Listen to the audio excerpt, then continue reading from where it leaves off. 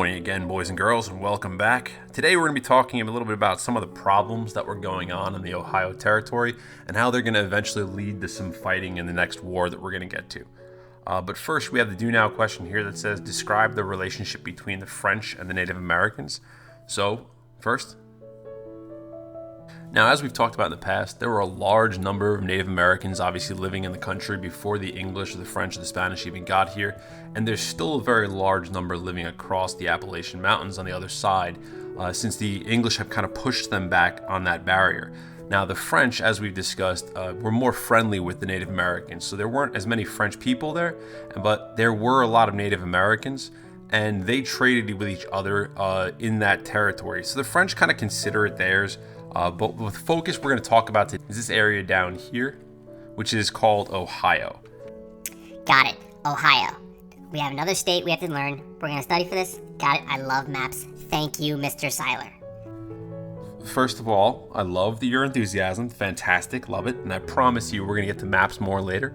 But right now, we're going to talk about Ohio not as the state, but as the Ohio Territory. So there's a slight difference there. The Ohio Territory is this green section here. It's not just the state of Ohio. It's much larger. It's all the land that's between the Appalachian Mountains and the Mississippi River on the west, and it's above the Ohio River, obviously, and below the Great Lakes. So that's what the Ohio Territory. So when I use the word Ohio in this class, that's what I'm going to be referring to. Now, back to the task at hand. So the British make for lack of a better word, a threat to the Native Americans in the form of an ultimatum. Now, for those of you guys who don't know what this word ultimatum means, you've used it before a lot. You've probably, had one put upon you. Usually it's a term of a threat, as in you do this or else. Like, for example, sometimes your parents might say something like, you clean your room or else no dessert, that kind of thing. If you fail social studies, I don't know. But that's what an ultimatum is. And so the British kind of go to the Native Americans and say, if you don't stop trading with the French and start trading with us, then we're going to have a problem. And that problem, based on history, the Native Americans should be able to infer is going to mean we're going to go to war and we're going to try to take the territory away from you and try to find somebody that will actually trade with us. Now, in this case, the French hear about it, and what happens next is the French kind of expand their territory down further, and they say this territory kind of belongs to us, and we've always had this territory. It's always been a part of New France. It's just that we don't live a lot of people there. And so the second thing that they do in order to protect this territory and make sure the British don't come in is they start building forts alongside of the Appalachian Mountains. Now, the Native Americans don't really care that they're building forts because they're also building those forts to protect the Native Americans that are living in that land too. So it's not like they're forcing themselves into the land and forcing the Native Americans out. They're simply protecting the trade interests that are going on. So now the next thing that happens is the English send in this man. Now, you've all seen him, you all know who he is, okay? He's a young man from Virginia. He's sent into Ohio to tell the French that now the land belongs to the British. And again, you all know who that is. Wait, you don't recognize him? Wait, hold on, wait, you all carry around pictures of him too. Yeah, you carry around portraits and like little pictures in your pockets sometimes. No? Still nothing? All right, let's show you guys a picture of him as an older gentleman. OMG.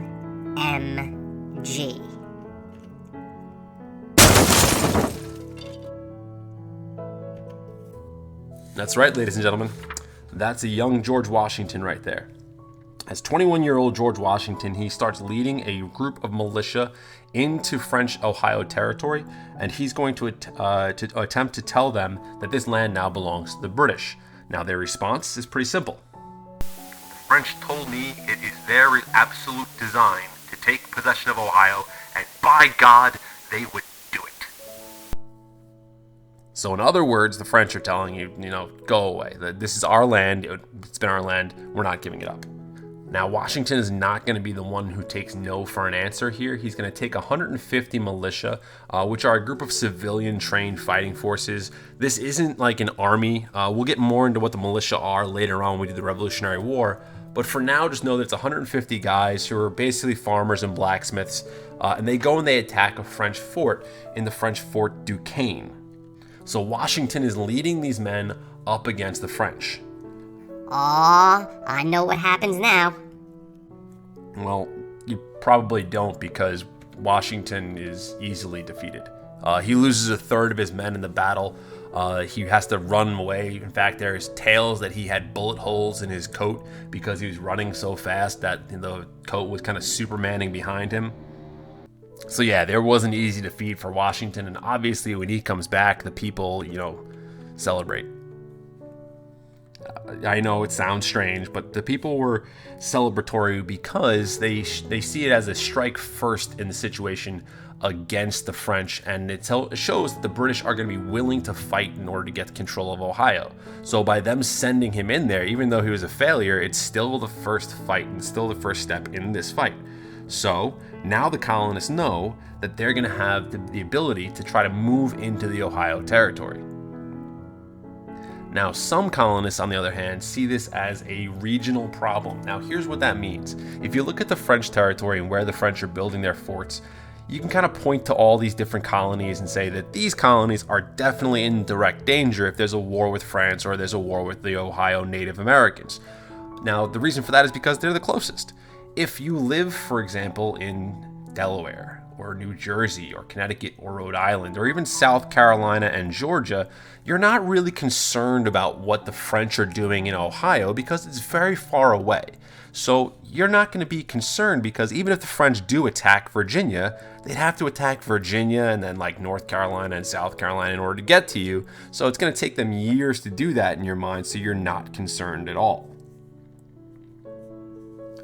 But there was one group of people in the colonies that tried to make a play or an argument that you should be concerned. And they were led by Benjamin Franklin.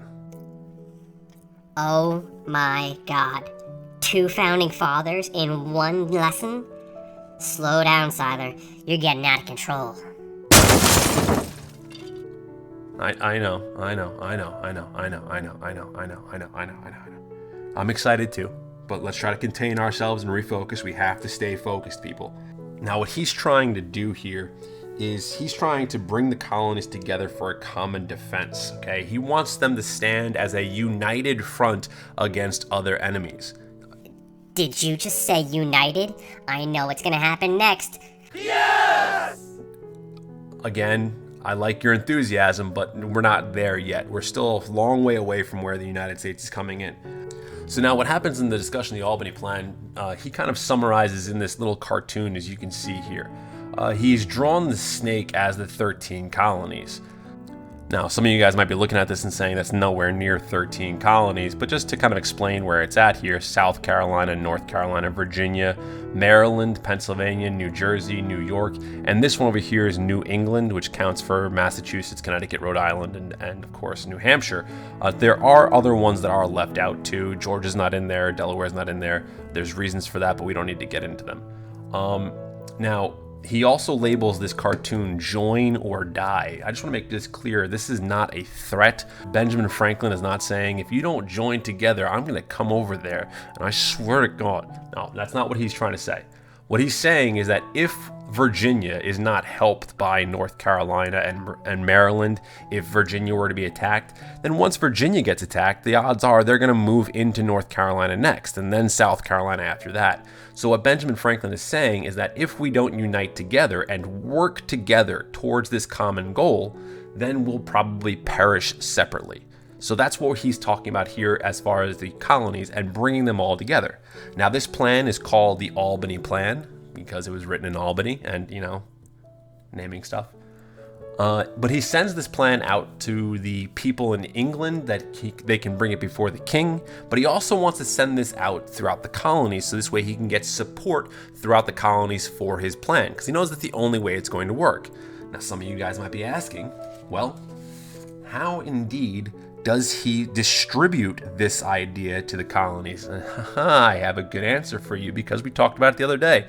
And that answer is he has a printing press and a magazine. And there's Johann Gutenberg again with that glorious beard. Yes. Focus, Siler. Get rid of the beard. Now, anyway, back to Benjamin Franklin. So he distributes this cartoon and his argument for the 13 colonies Albany Plan throughout the 13 colonies in a magazine that he himself has created. And he's printed up this cartoon and this story and everything else, and he sends it throughout the 13 colonies in hopes that people will read it and then they'll want to support his plan, and they'll convince the people in power to support his plan also. Unfortunately, virtually everybody says no. The King of England never even hears about the plan because the person who he sends the plan to in England sees it, and then he says, if I send this to the king's just going to get angry because it's a colonist telling him what to do. That's not going to work. The colonial legislatures in all of these different colonies all say no to this because if they agree to it, then they're giving up some of their own power. And people who have power, generally speaking, do not want to give it up. So across the board, Benjamin Franklin's plan to unite the colonies is basically as dead as this snake looks.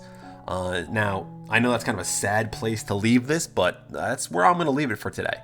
So for right now, that's all. Have a wonderful day. Siler out.